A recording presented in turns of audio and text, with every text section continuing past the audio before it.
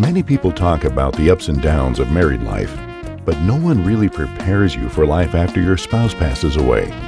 Welcome to Widowhood Real Talk with Tina, a safe place for widows, widowers, and their friends and family to talk about love and loss. Find comfort as you listen to honest conversations between Tina and invited guests who've experienced the loss of their forever partner. Share their stories of love, grief, and healing. You are not alone in this journey. Join today's episode and discover a wealth of resources and learn how to connect with others who are traveling the same path. This is Widowhood Real Talk with Tina. Hello, Widowhood. Our guest today is younger than normal, but wisdom is large. We're going to talk about something being too much and just being a lot. The revelation was profound. The conversation about how to support the grieving, she asked some really good questions.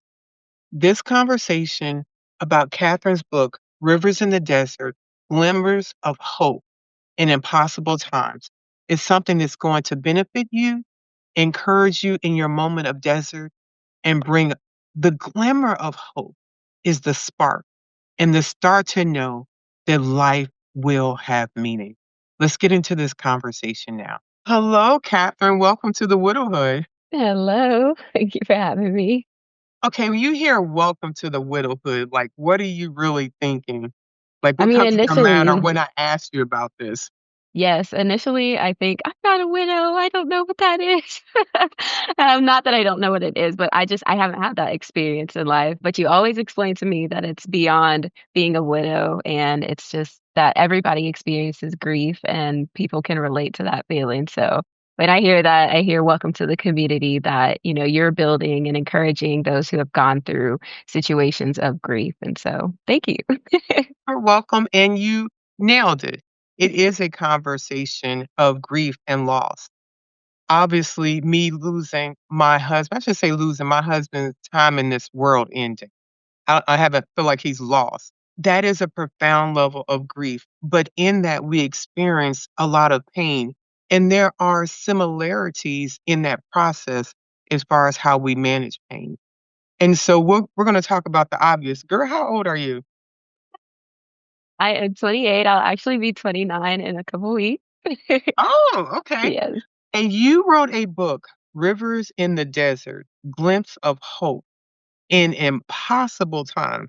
Tell us, what are we talking about impossible times at 28? Because I need the community to understand, like, well, I'm gonna listen to the 28-year. What to Yes. the book about, like, what hard times did she have? Break it down. Yeah, so there are so many different things and aspects, and I know we'll get into some of them inside of the book, but I may not have experienced what some people would call obvious grief, but there have been so many different situations and times in my life where I have felt lost and when I have felt like just my world falling apart. So there are situations, family relationship situations not working out to where you would think that they would be working out, or friendship relationships breaking, or even my relationship with myself and believing who I am and then finding out, no, that's not who you are. This is not what you're supposed to be doing, or you're not as good as what you thought you were. Just all kinds of realizations just smacking you left and right. And impossible times came when it was all of those different aspects happening at one time. And so just feeling like, what is my life right now? I want to be doing what I should be doing, but I'm in this place and this person's leaving me, and I thought this person would stand by me. And it's one thing grieving when somebody has left the world. It's another thing feeling left when they are still here. And I think that is the painful part of it, is that we are here. We could be doing well together, but there are things just in the way. And so now I feel alone, and even feeling at times that God has left. So just all kinds of grief and turmoil and frustrations that I was dealing with, and growing pains, I guess you could say, at some points, and just humanity in life. So yeah. Okay, thank you. That was a very good overview. I'm going to warn you or prepare you. I let you give a topical overview. It's called real talk. We want some real situation, some real tea. You don't have to use a Some person's real name. You tea. can talk about, but the people leaving you, I want more of that situation. I want to hear about what that loneliness is because when you write a book talking about glimmers of hope, that hope is further illuminated when the reader or the listener understands what your impossible times were, because Yes. now they can grasp with that. So another level of transparency is going to be required. So I'm preparing you now. You can Uh-huh. change your names to protect the innocence, but the Um, description, so you can start thinking about what that's going to look like. yeah, that's hard. It is, but that's why I'm preparing you. So the dedication for every soul that has ever found themselves in an impossible season. What came to mind for you when you thought about impossible seasons and your readers that would take this book in those very difficult moments? Ooh, so personally for me, friendships that I thought would last, forever and just not. I see a mother or father who have suffered miscarriage. I see someone who was engaged to be married and something happened and it fell apart. Mm, I see, the widows who have lost their spouse. I see parents who have lost their children, children who have lost their parents. I see a financial crisis to where you are just looking like, how am I going to continue existing in this life? I see health struggles, challenges that just feel like in the natural, in the world, in all probability, this is not looking good. And so those are some impossible seasons that I see my readers coming from. thank you. Because those can, we wish they would happen individually, but they often happen simultaneously or in very close proximity to each other. Right. And when we are hopeless in a situation, we don't see a way out. We are struggling to encourage ourselves to stay motivated, to see that my situation may not remain the way that it is forever. I can't see to what a possibility of tomorrow or next week looks like.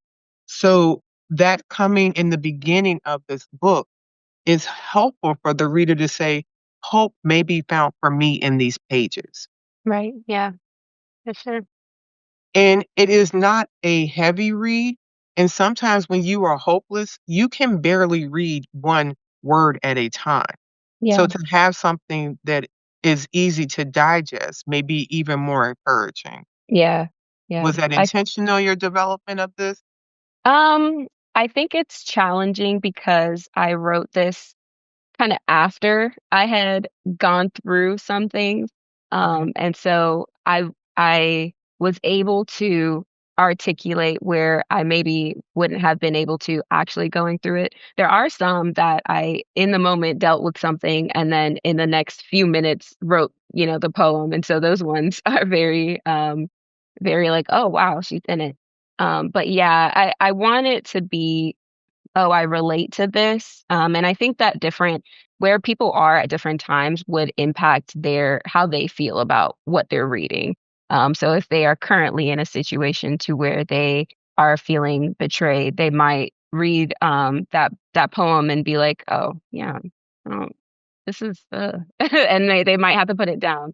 I know some people have read through it, and then some people are taking, page by page. So I think it depends on the experience of the reader and where they are when they choose to pick it up. It's meant to be encouraging, but also relatable. So yeah, it might have been a little bit, I don't want to say detached, but because I wasn't, for the most part, I had gone through it. So I'm like revisiting in order to write about it, so I will say for me personally, I see value sometimes in pieces of something being written in my journal at the moment. But when a book is being written for the reader, I don't think it always is best that rawness, having right. that opportunity to reflect, because way I may be feeling at that moment may be like, "I'm mad, this is hard." Yeah, But yeah, That's a diary entry. Right. A book for a reader is me writing for them in mind with the idea, Right. what will they receive from this? Right. So what for you didn't keep this as a diary entry, but turned this into a book? What was the inspiration behind that? I knew that the Lord wanted me to put something out to help people who have been where I have been. And so, yes, there are times of this is my situation and this is how I feel about it. And there are some things that are raw, but as you're saying, not as raw as as the real. There were actually some poems that I took out because I was still dealing with that situation or with processing. And I said, this is actually not edifying. This is actually for this to be cemented in time, I wanna at least have time to process that this is what I'm putting out. And so there are some things that did not make it for that purpose. I want it to be, yes, I know what you're feeling and there's hope. And so that was definitely in my process of choosing the poems, in organizing them. Towards the end, it is more, you know, faith. You see more scriptures, you see more of God in just building up the reader and so, yeah, I had that in mind when I was putting this together. The first few are the person and the situation, the person and other people. And then it moves into a series of poems that are the person and themselves, and then the person and God. And so that is the process that I hope people would take in going through this is that, yes, I'm fighting, I'm angry, this person, this, and I'm hurt and all this. And then you start to look inside and you're like, okay, what is it that I'm doing or what is it that I need to change or where am I broken and I need healing? And then you after looking towards yourself, you realize that the only place that you can look towards really is the Lord to heal and to restore and to bring you out of that hard place to give you deeper meaning for the trials that you've been through. So Thank you. For the person that's listening to this conversation, and they're not a fan of God right now, their loved yeah, one has died, or maybe they've had a lot of relationships or interaction with religion and not relationship, and they heard you talk about God and their eyes are starting to roll. They're starting to go, "I don't know if this is for me." What would yeah. you say to them? Honestly, I would say give it a chance. There are some poems in here that actually talk about that relationship, conversations with God, and just what that looks like. Like, God, why is this happening? Or why do I feel like you've left me alone? There's still value in this book because it's about humanity. And that is the desert, is that we are flawed beings. We are selfish at times. We other people do things to us, we experience hurt and pain. And regardless of your belief, every human being experiences hurt, frustration, betrayal, anger, just anything that can happen in this life can happen to you, and you can relate to it. And the hopeful thing is that Jesus is our hope. And so I would hope even through the poems, even though, yes, they have that angle, that people would be able to relate to the humanity of it and still connect to, yeah, I actually do feel this way. And hopefully, maybe the Lord can meet them in that place even. Thank you. I know I picked out some poems that we're gonna cover, but what is the one that you just mentioned about the struggle and the humanity? What page number is that on? And I'm gonna put that in the sequence of what I've already identified I wanted you to share with us. Yeah, it's a conversation with God, the first one. This is page 49. 49? Okay, Yeah. I'm gonna put that in my sequence. Oh, doing stuff on the fly. Real conversation. 40, you said 49? 49. Okay. Yes, a conversation with God. Okay, cool. I want to read the acknowledgments. Okay. I want to thank my uncle, Reverend Dr. Moses Asamoah Jr., for helping me realize gifts and talents that I was unaware of, for believing in me when I wanted to give up, for reminding me that life can be a lot, but with God, nothing is ever too much. This book is my version of thank God for Goliath, for showed me how. Thank you, Uncle C. You're smiling. Who is this person and why were they Uh, worthy of this dedication and yeah, learning to believe in yourself? Because that's another thing that being an impossible situation can make you doubt yourself and not feel yeah, like you're worthy. Talk for about sure. that. For sure. I have to give it up to my uncle. He was there. So, when I was growing up, my dad actually had to go overseas to work.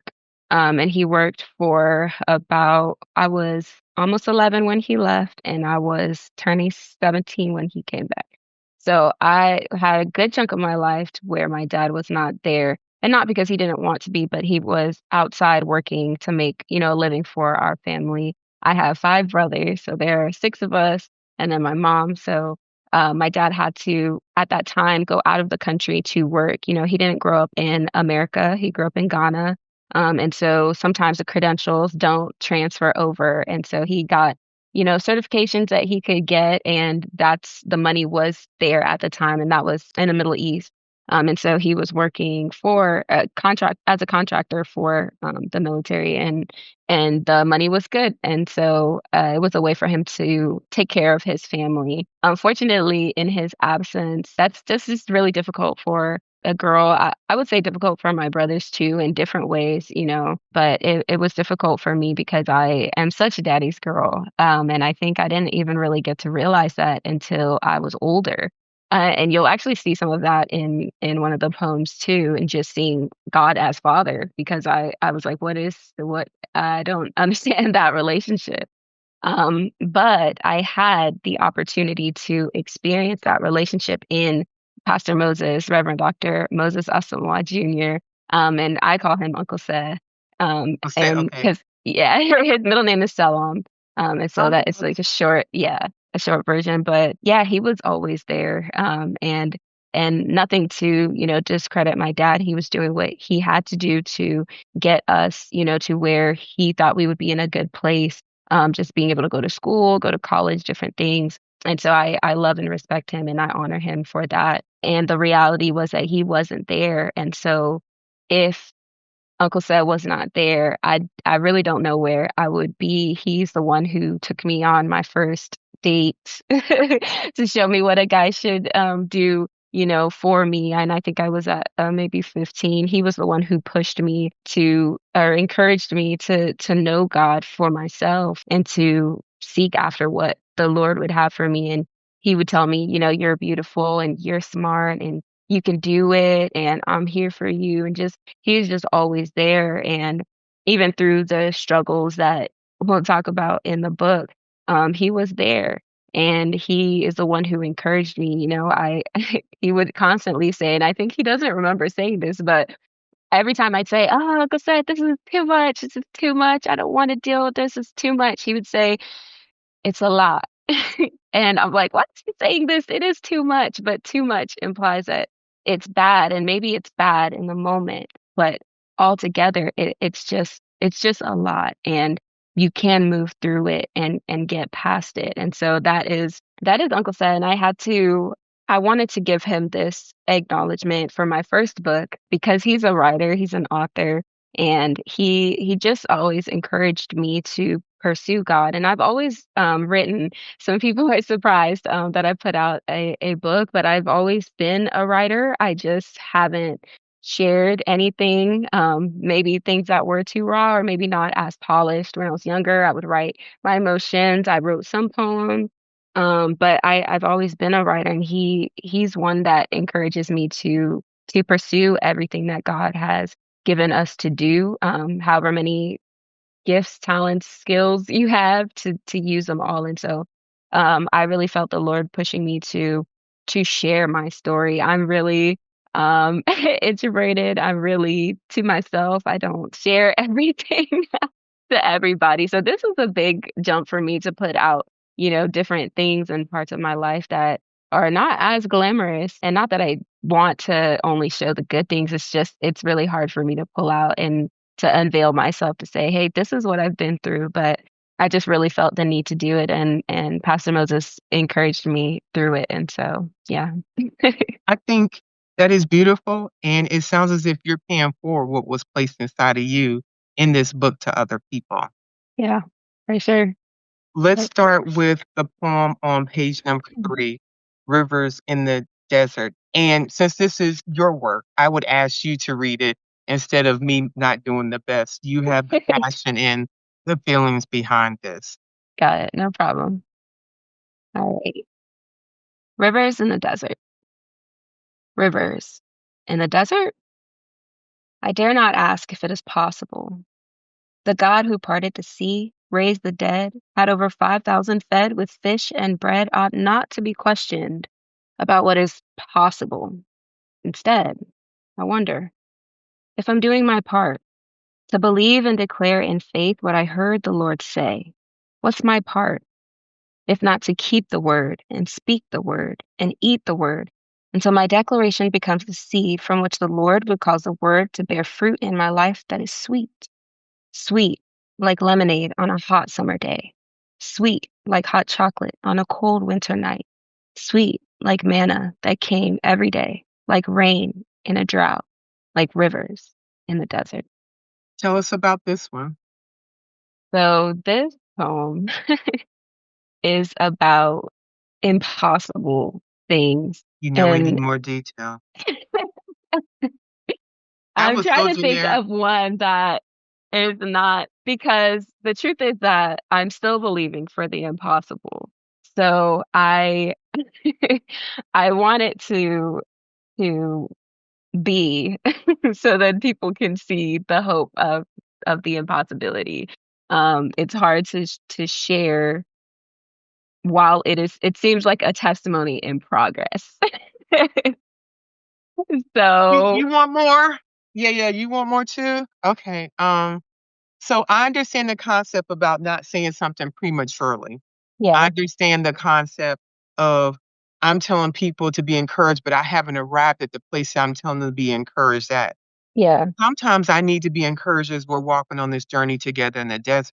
yeah, you're It right. doesn't always require you to have succeeded. It's saying to still stay hopeful as we go through Yeah, this process. you're right.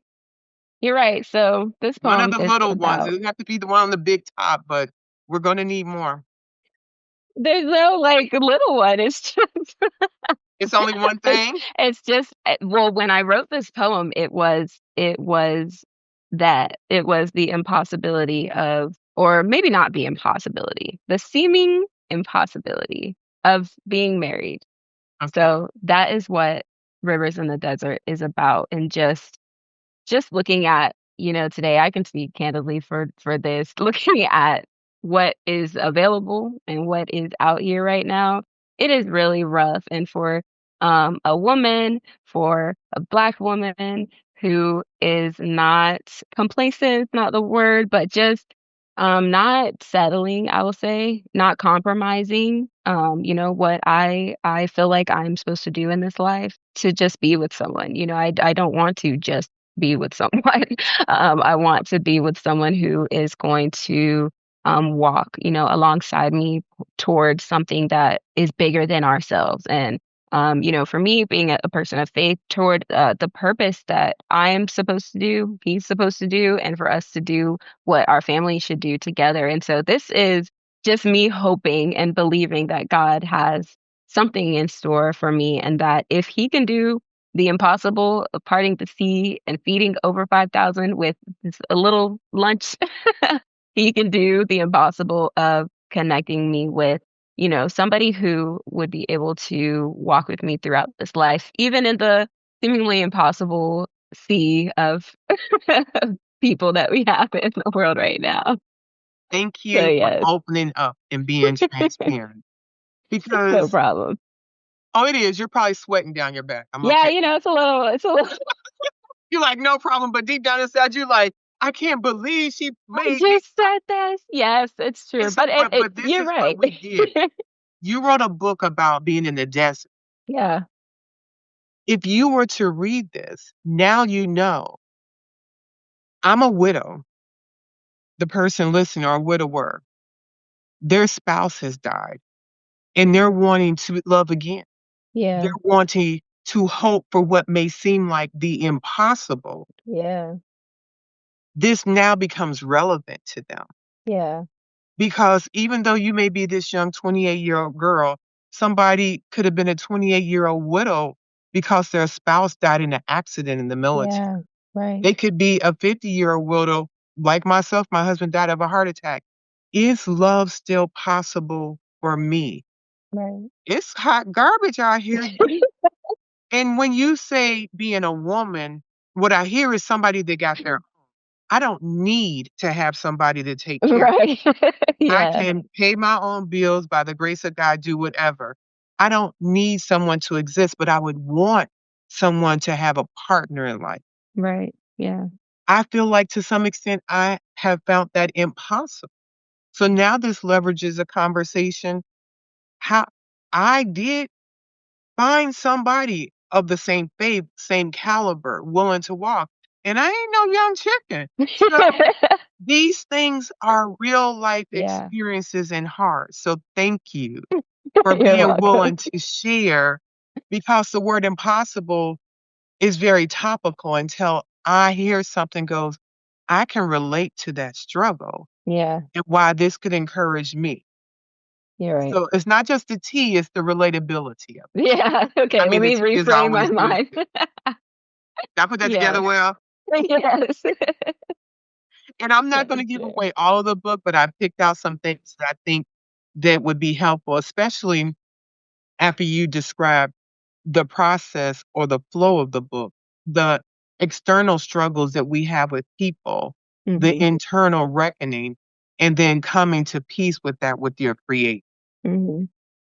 Page number 21, Yes. forgive yourself. Yes. Would you like me to read it? Oh, no, no, you read all of these. No, no, you read all. Okay. Forgive yourself. A movie, a song, a book, a city, a color. Things that take you back to that one time when you lost it. Lost control, lost your bearings, lost yourself. And this resulted in words, actions, behaviors that weren't you. I mean, it was you, but it wasn't. And when you think back, it hurts so much that you have to stop yourself, distract yourself from what was done, what was said. You can't seem to let it go. You have to forgive yourself. You did the best that you could do with what you had, with what you were facing, with what you were fighting. You did the best that you could do under the circumstances. You did your best at the time, and maybe it wasn't your all time high, but nobody sees the internal struggles, only what you didn't do, what you did or didn't do, did or didn't say. But that's not fair to you. You did your best. Forgive yourself. When I hear this poem for my community, I think about the emotional and mental impact of loss. Yeah, The death of a child, a parent, your loved one, your spouse.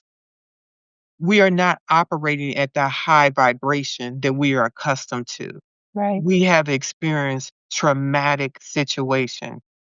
The person that shows up the days, the months, that year or two, what have you, after your spouse passes, your loved one, this is a lot that's necessary for yourself. Yeah. It's a Hmm. lot to say, I just got left with a two-person life by one person leaving this world. How do I go back into my daughter's room? Hmm. How do I go out to take my son to school and my daughter's no longer here? Who do Yeah. I call when my mom, who I called every day on my way home from work, will no longer answer that phone and I'm mad just Yeah. thinking about leaving work? Yeah. What does forgiveness look like for you in this regard? Yeah, this one, so it's a series. The first one is I forgive you, and then I forgive myself, and then forgive yourself. And so I think this is I'm writing this as someone who has had to do it and has to do it, and I'm also writing it for whoever's reading this, thinking about things that they have done, because maybe they read I forgive myself and they are having a hard time forgiving themselves for the feeling that they had when they, were betrayed. I'll say that is a good part of my pain through this book. And it might sound trivial to some, but when you grow up the only girl and your mom is constantly, working and as she has to, taking care of the house. She's not playing with you. We're not going to do our nails. We're not doing the girly things except for cooking and cleaning, making sure everybody's good in the house. So you grow up kind of alone.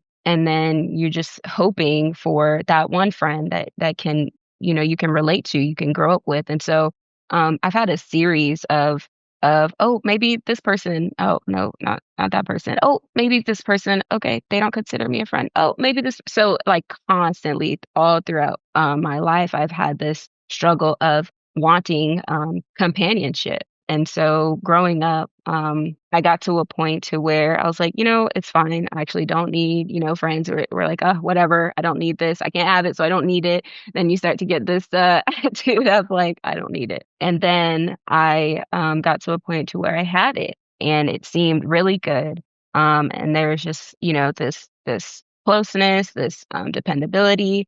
At the time, there were frustrations with my family. And so I'm now struggling with the word family. Like, okay, this person is, a sibling, a parent, or a cousin, and they're supposed to be here, with me through this, but they're actually the ones that are frustrating me. They're actually the ones that are pulling me, or or maybe not pulling me, but I'm starting to be not myself because this relationship that I thought would stand beside me is now gone. And that could be in reality or in physically or just emotionally not there, mentally not there, spiritually not there. And so then you just start to feel alone. And in that aloneness, I found a friend and was connected. And so somewhere in my mind, the friendship became familial. And it's just like, oh, this is my person, this is my home. And according to circumstances, they had to go and were not as available or committed. And that I just felt like, what is happening? And I really lost it. I was so frustrated. I did not know what to do with myself. I'm feeling physically just unwell. My chest is hurting. Being around them is causing me like physical stress. I cannot, do it because this thing that I held so dear is gone. And I was just not myself. And I think people have seen me or saw me at that time and would think, "Oh my gosh, what is like, why is she good? Like, why is she acting like this?" And it's like, you don't understand the gravity of my pain, so you're not gonna understand why I'm acting like this. And so that's where this series came from. And so Forgive Yourself is me having the grace for myself that other people did not have for me, to be real in my reaction and my response and my emotion, and to just say, hey, you weren't yourself at that time. Understand, like, if you really weren't. That's the facts. The facts were you were wild. But the reality is that there was a reason. That was not just you being any kind of way because you wanted to be. You were in pain. You were stressed out. You were frustrated. You were at a loss for words, at a loss of for what you're going through. And yeah, maybe you lost control. You lost your bearings. You didn't know what to do. Forgive yourself because it's not you. You were going through a time. And so this is me telling myself, and I'm hoping the reader would tell themselves to have grace for themselves when they are going through the unimaginable in this life. People say, I'm going to forgive myself. They feel like they're checking a block. Is Mhm. there any benefit, any empowerment, lesser stress? What did that do for you or doing for you as you're learning to forgive yourself? Maybe Yeah. something could happen today that you'll need to forgive yourself versus what happened 3 years. Yeah. It's a constant thing, for myself. I grew up very like a perfectionist. I had things gotta be right. I gotta do things right. I'm a leader. I have my younger siblings looking up to me. I have my mom counting on me, my dad's counting on me. Like, I have to do things right. And so it was very difficult for me as I left college, entering into my young adult years, 20, 21, to not feel like I had to do everything perfectly. Like, just actually, it's okay. It's okay. And so I tell people I'm a recovering perfectionist because I would beat myself down so badly. And so this is to help me say, hey, like, yeah, that it's acknowledging that the behavior, the response, whatever it is, probably wasn't right, but also you're human. Like, we're actually going to make mistakes in this life. And it's okay. It's okay to do that. And so to just have grace and say, yeah, that wasn't probably that was not it. I think having a time to actually address myself to say, hey, like, no. But then but you're human. It's okay. Let's do better next time. So that is the process of forgiving myself. And the things that I'm labeling or writing in the beginning, a movie, a song, a book, these are things that in real life would remind me of how I was at that time when I was not myself. And so suddenly you're like, oh my gosh, and the guilt starts coming and the condemnation starts coming. And so to not get to that place, like, no, I forgive myself. It wasn't right. I shouldn't have done that, but I forgive myself because we might be thinking other people are feeling this way about us and maybe they have forgotten and moved on. But for us, it is still playing. And so this is like a constant, yes, when that reminds you of that thing that you did, I did it, but it was wrong. I forgive myself. And so it's a constant reframing of your mind rather than oh yeah, I forgive myself. Like, no, it's work. And so, yeah. That is real. We are now at the poem you mentioned in the beginning on page 49, A Conversation with God. So on the left side, you'll see that's God. And then on the right side is the emotions of what the person is feeling. Almost like a iPhone conversation. Oh, so do you wanna read The King's Daughters first and then read that if that's what you're saying? Oh, no. Just like on a conversation Oh, with in God, the like page on that page. yeah, Okay, yeah, okay, yeah. okay. Yeah. I mean, you can be God if you want to. For the context of reading this poem. So the first one, I'm here. Yes. I'm here. It doesn't feel like it, especially when my heart is ripping out of my chest and is aching so badly that I think something is wrong with me and I just want it to stop. I'm here. What's the point of any of this? What is the point of life if we're constantly just hurting? Will the pain ever stop? It feels constant, never ending. And yet, I'm here. you say you're here, also constant and never ending. I guess I could try focusing on you. And as I focus on you, the pain begins to dull. Dare I say, heal. And finally, instead of questioning or doubting, I'm accepting and aware. And I'm grateful that you're I'm here. here. What does it mean Oh. for you and for someone listening? What does it mean God is here?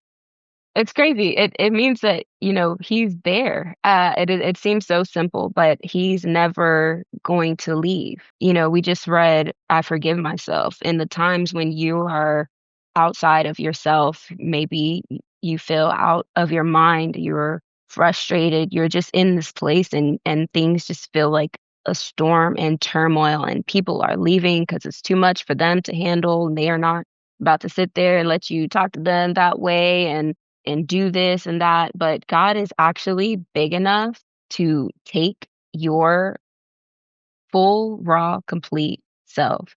And so in the times where I was struggling, feeling that separation from family, feeling the separation from friends, not knowing what direction I was going in my life, like everything felt like a mess. And yet I had this assurance that the Lord was there and that the struggle and the frustrations were not meaningless. Like, he was going to turn everything around and make it make sense.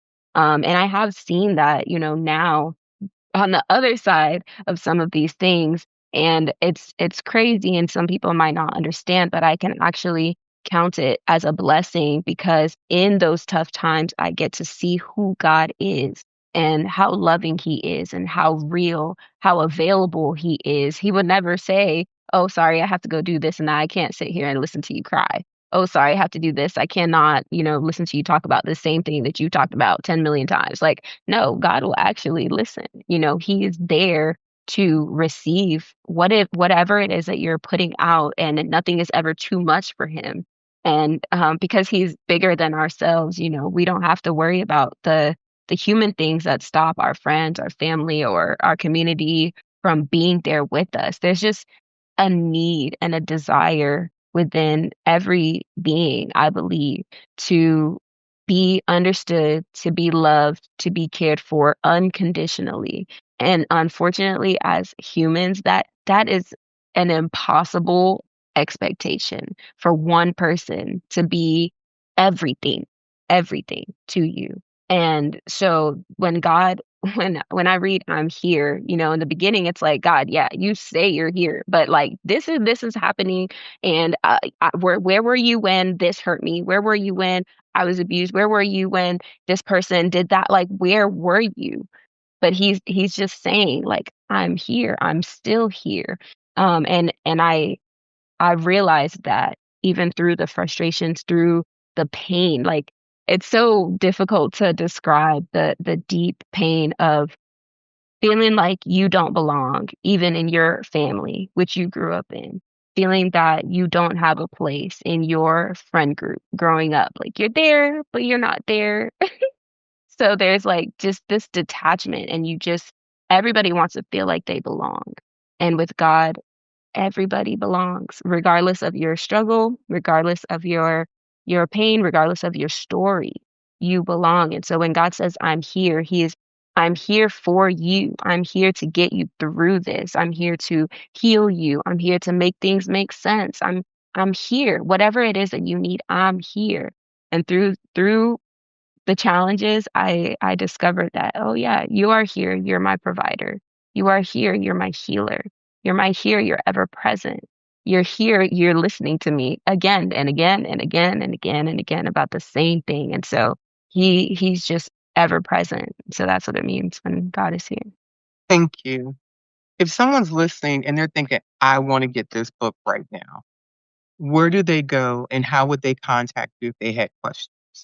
Yeah, they're gonna go to Amazon. You can type Rivers in the Desert, and probably my name would be the fastest way. You can type the subtitle too, Glimmers of Hope in Impossible Times, I would pop up. They can also follow me on Instagram at hey_Lady K, and just to see, how I live my life, how I'm getting through these, like, just life. But they can follow me there, and to stay connected. So. Thank you. Just two more poems. Sure. Page 55, Thirsty. Because it kind of goes back to the original thing. People think thirsty has a whole different meaning nowadays. Yeah. So I couldn't help that, especially after we talked about the idea of wanting to get married. Like, I ain't that thirsty. Like, no. I mean, there is an act, a part of that is there's an element to that in this poem, but it's not only about that. Yeah. Right. All right. Thirsty. There's a certain type of hunger that cannot be satisfied with anything else. Not fame, not success, not money, not sex, not even food. There's a certain type of thirst that cannot be quenched by anything else. No amount of lemonade, sweet tea, alcohol, or even water could be enough. There's one that can, sorry, there's one who can fill that hunger, though. He's the bread of life. And the one who tastes of this life will never be hungry again. There is one who can satisfy that thirst, the one who has living water. The one who drinks of this water will never thirst again. It's kind of funny because he has this supernatural meal prepared for us, but he's a gentleman. So instead of barging in, he knocks and patiently waits at the door. Will you let him in? What should the reader get from that? This is the reality of life. So many people spend their time chasing, after different things. They think, oh, if I could just make enough money, I'll be good.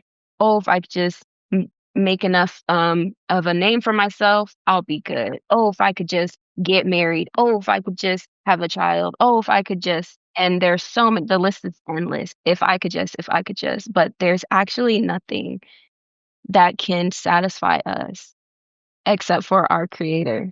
He's the one who made us. He's the one who knows what we need. He's the one who wants us unconditionally, and wants to fellowship with us and just to be with us. And so this is hopefully a realization because we see so many people, we could say celebrities, for example, that have, so much money. They have a prestige, they have a name, fame, people know them, people love them, and we still see them, unfortunately committing suicide or just being intoxicated with all kinds of things, trying to feel something that is so intangible. They may not even know what it is that they're searching for. And so this is about that, it's for us to realize that nothing can satisfy us like knowing Jesus. And when you know him, not his people who go to church and say this and do something else, not the pastor that,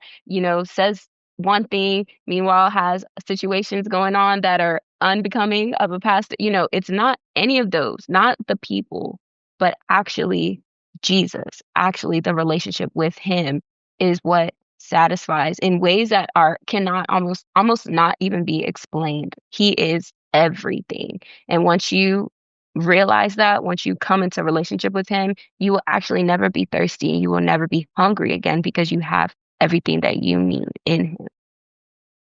Wow. Not only did you write a book, but you gave a playlist.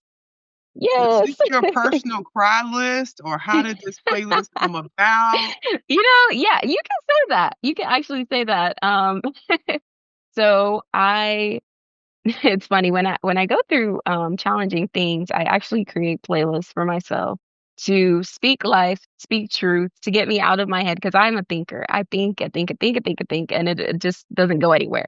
And so I create playlists for myself. And so when I actually feel those feelings again, of whatever it is, maybe it's fear of the unknown, maybe it's feeling alone, anything. I just create a playlist, and so when I feel those things, I can go through it. So when I was dealing with so many just frustrations, the betrayal, feeling alone, being isolated, out of feeling separate from my family, from friends. I just made a playlist. There were certain songs that really spoke to me, and as soon as they would come on and the words, I would just be a bucket of tears. I would be a mess, but that actually helped me. It was cathartic, it helped me to heal because there were some things that I was feeling that I could not even say to anybody. I could only write them out. And so I didn't have words for that. So when I hear some of these songs, I'm like, yes, this is how I feel. Oh my goodness, somebody put it into words for me, and then I would just be crying and just like, God, like, do you see this? Like, this is what I'm dealing with. And so it wasn't originally called Desert Playlist or Rain or Peace, but I curated them for this book specifically, just so that the reader could have a connection to what I was writing. But yeah, these are songs that spoke to me while I was going through this dark time of what is my life right now? Like, actually, what is life? There's a point to where it felt so unreal. Like, if I could just not that I don't want to be here, but if I could just wake up and not be here in this situation, that would be great, And so feeling that. And so there are different songs up here. Just Wondering is talking about like, God, you're gonna come through, but I'm just wondering like when do you plan to come through for me? Steady Me. Am I able to just list these? Because people's names such okay.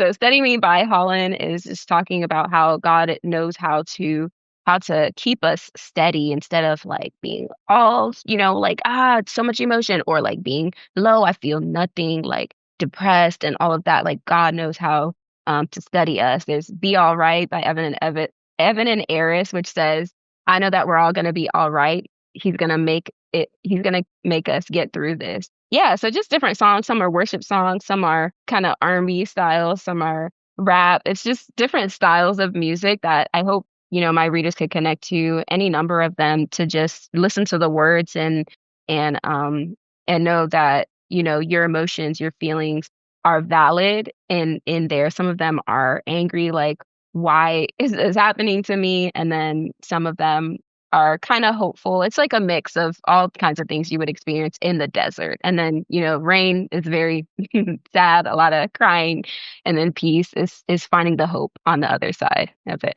So, Wow. This yeah. book has more depth and meaning when people listen to this conversation and why they Yeah. will find hope in this.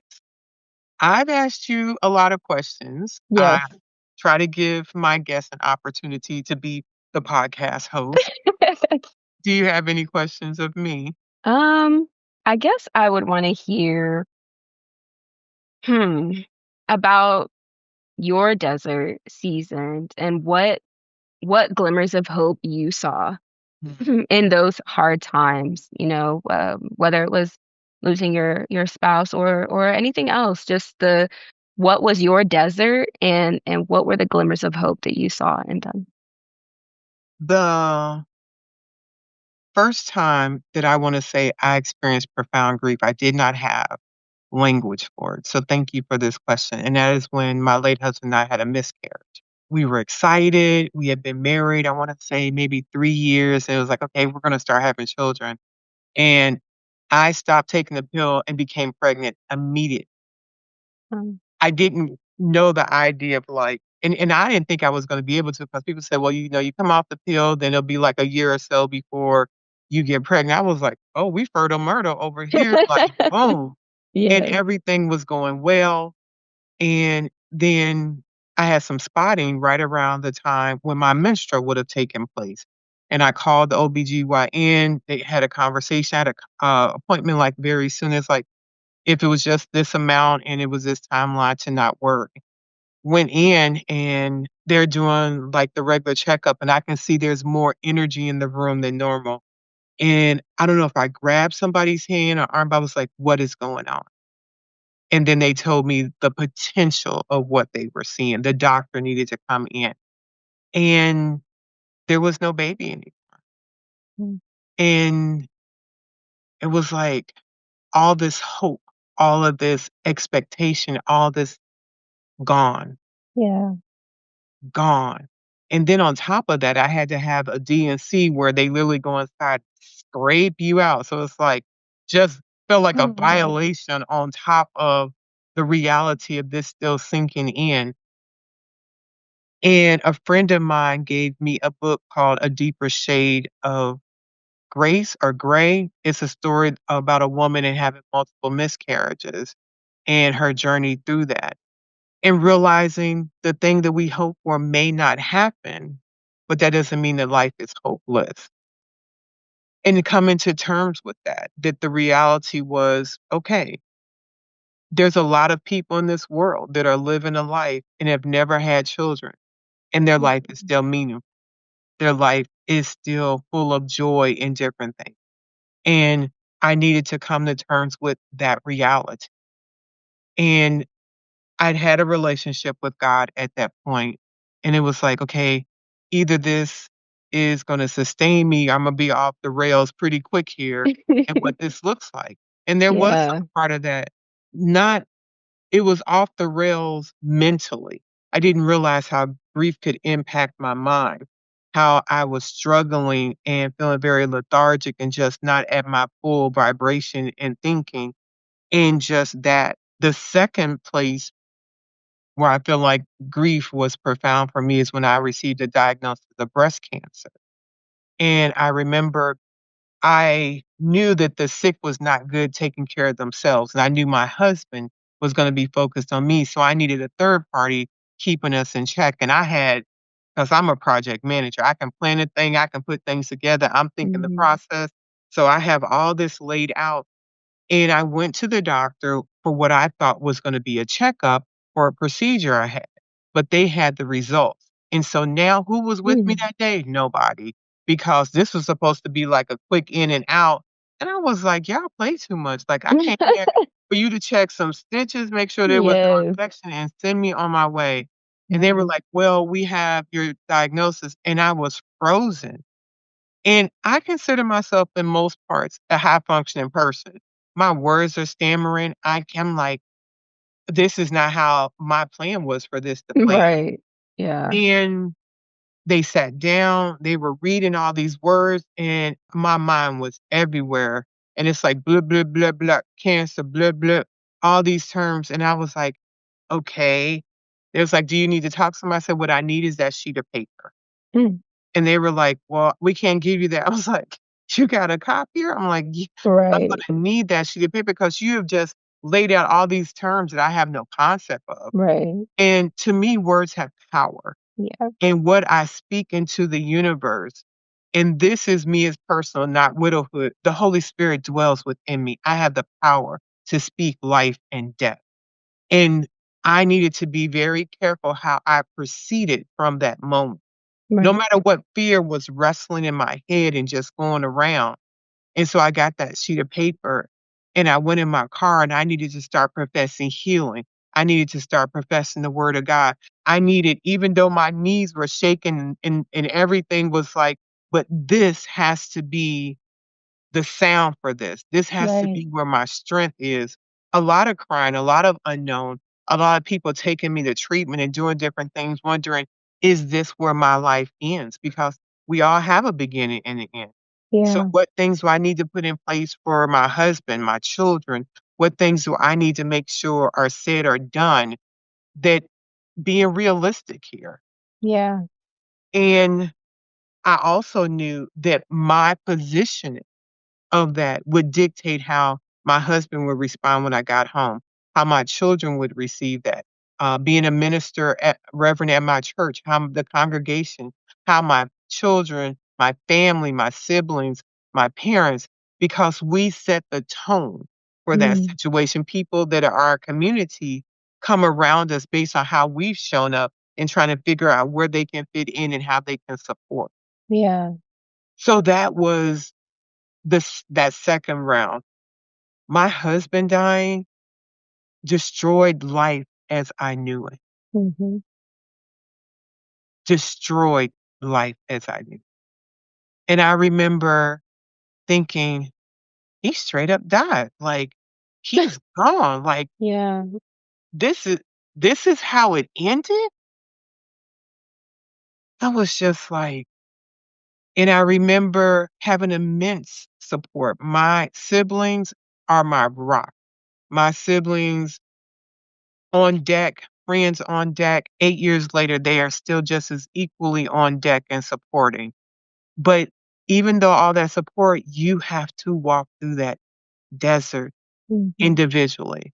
You can try to tether to the people that have been there, but at the end of the day, it's our own choices, what we believe and how we feel and what that looks like. Yeah.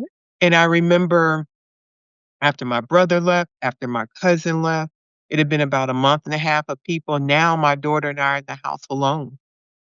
And my husband was an avid hunter. In the backyard was this styrofoam deer that he would use to go arrow practicing with him and the children. And I don't think I was drinking some tea and I was looking out the window and I was like, he is never gonna shoot another arrow into that deer again. And just ugly crying right there. Yeah. Not like, but no, we like, No. "Ugh." Right. Yeah. And I could hear God say, "The plans that I have for you are good." I was like, "We are obviously on sleep deprivation because ain't nothing looking like good over here." Yeah. I had just literally October 2016, I had emergency hysterectomy because it looked like the cancer was going to ovarian cancer. Our son left to go to the military, and then Mark took a job in Virginia because we were trying to relocate here. So I'm sure when people heard Mark had a heart attack and died, they were like, "What? I thought Tina was gonna die, like, she was sick." Like, how like, I could envision what the Yeah. news would come across because I'm sitting there thinking, "It was him? Like, this is trash." Mhm. But looking out that window and God saying, "The plans that I have for you are good," and me just saying, "Eh, I don't yeah, right?" Right. And but then God gave me 20 things that I wrote down in my journal about how he planned, how he knew. And at the end of writing those down, I was like, still not a fan. Right. but Imma trust you. Yeah. Imma trust you in all the difficult part of this because this is uncharted territory. And the first thing was to get a therapist because we get marriage counselors, we get all this. I was like, somebody needs to walk me through grief. Someone needs to walk me through life without my husband being here and understanding that and being honest about how hard this is. Right. Those would be the 3 experiences for me and what that. Yeah. Thank you for sharing. Something that I wanna point out is that I mean, you've lived through more life than I have been able to encounter, but it's just the series of desert seasons that you have had, it's not just one. It's not like, "Oh, I've been through my desert season, I'm good." Like, no. The reality of life is that you will have a desert season. It's not the question is not if, it's Right, when you have a desert season. And something that I want to point out for the viewers, listeners, is that it's not that God puts these things in our lives. It's not that he starts them. It's not that he says, "Oh yeah, that Tina, her husband, gotta go." No, I don't personally believe that, but I believe that he is so good that even through life, through the trials and through loss, that he would actually show up in those moments and make them good. And so, like, whether or not you know the Lord, you're gonna go through difficult times. Like, life is life. There are seasons, and that's just something that I wanna point out, that yes, this is a season. A desert is a season, and there are glimpses of hope through them, and the Lord can take you through them and get you through them in ways that nobody else could. And so, thank you for sharing your desert seasons with us. How would you oh, she got another question, okay. Oh, sorry. No, go ahead, go ahead. I think there's just so much to learn from, somebody who has gone through grief. I'm curious, what can people do for people who are in desert seasons? Because I know you said how we show up to the desert season kind of dictates and kind of helps our community know how to show up for us. For someone who maybe doesn't know, what they need, or how somebody can help, what is most helpful for you in a desert season? What brings you that hope? I think the question you're asking me, just to be certain, I'm in a rough place, you're trying to support me, what advice can I give to you as the supporter? Yes. 1, if you're willing and wanting, it probably gleams to me you have some sense of who this person is. The proximity of our relationship has drawn you to want to help me in this difficult time. Remember that you know who I am. You know my likes, my dislikes. You know you've been spending some time with me. This is not the person that's a total stranger and you have no clue. Remember that you love me. Remember that you know what I look like when I'm not in this rough patch. So who I'm showing up to be may be looking foreign to you. You don't have to try to change it. It's part of the process. This is what grief looks like. Don't make it about you. I don't care if you're uncomfortable. I don't care if having this conversation with you is going to make you weird. You're not the one in pain. You can go deal with that. If you're choosing to show up, don't make I statements or da da da da da. It ain't about you. You're going to be uncomfortable because we are not used to people being hurt. We always try to fix it. We want to be the court gesture, make you laugh or do all this other stuff. It's probably not fixable. You're gonna strap on your seatbelt and be along for the ride. Understand, I may not always wanna talk about this. Just because my husband died, I'm more than a widow. There are other things that I like. Maybe I just want to not think about it because it's so apparent right here. Mhm. I may not be cooking. You know the places that I like, drop off some gift cards. Don't make a dish. Feed Don't me. don't don't drop off a case of water and 4 or 5 gift cards for the place that you know that I like to eat. Yeah.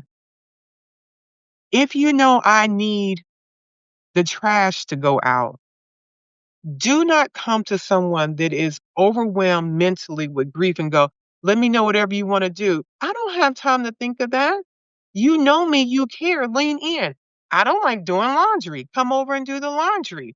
Yeah. Hire somebody to clean the house. Do the things that you know that I'm not doing because I am overwhelmed by this profound loss. Yeah. Lean in and just say, I'm going to do such and such on Tuesdays at 3. Done. Say less. Yeah. I'm going to take care of this. I know your children need to go to practice, and now your husband did it. He can do this. I'm going to commit. And when you promise, Hmm. you better do it. Or Yeah. you may have a B plan, but don't come back and tell me, oh, such and such happened because my situation still sucks. Right. And there's nothing you're going to tell me about your perfect little life, as far as I'm concerned, that's going to make me feel like why I now need to recoup and do the thing that you said you were going to do. Right. And don't tell somebody, if you want me to do anything, just let me know. Because I can tell you when people say that, the first thing that came to my mind is, can you make Mark come back? Like, you said anything. I know Yeah. it's not logical, but that's what I desired. That's what I Right. wanted. So name it and just say, I'm gonna do such and such. Or if we was a Kiki friends, just say, I'm gonna come over and watch the show we used to watch, and I'm gonna have the popcorn, I'm gonna have the bottle of wine, I'm gonna have the candy we like, I'm wearing my pajamas, you wear yours, and we just gonna do this. Don't Yeah. make me think, just tell me how you're gonna lean in, Right. and don't worry about fixing it. Just be present. Yeah. Well, thank you for that. That's all. That's my last question. Okay. I wanna say something to our listeners, our community, and then I'm gonna allow you to close up this conversation. I wanna say thank you for trusting me with your time. Thank you for trusting Katherine with this conversation. Yes, this was a conversation that spoke to our personal faith. Widowhood Real Talk with Tina is a registered 501(c)(3) that has no religious affiliation. No matter what your faith is, your position, we are here to support you when you feel like you are alone. These conversations are meant to share and provide encouragement, to let you know that your grief is seen, and we are here to support you. So I thank you for trusting us with your time, and I look forward to seeing you next week. Thank you so much for joining us. I am so grateful. Thank you, Miss Tina, for allowing me to come on and to just encourage the people, in the grieving times. And I hope that through the words of this book, through even the poems that were shared, that you all would connect to those feelings and feel that you're not alone and know that there is somebody, there are others who have felt the pain, even if just a fraction of what you are feeling, and that there is hope for you on the other side of this journey. Be encouraged. Thank you for spending another episode with Widowhood Real Talk. If you found the contents of today helpful, share the episode to anyone you know who may need it. Subscribe to the show and tune into Widowhood Real Talk each week. Then, visit widowhood-realtalkwithtina.org to join the community and access additional resources. Remember, you are not alone in this journey.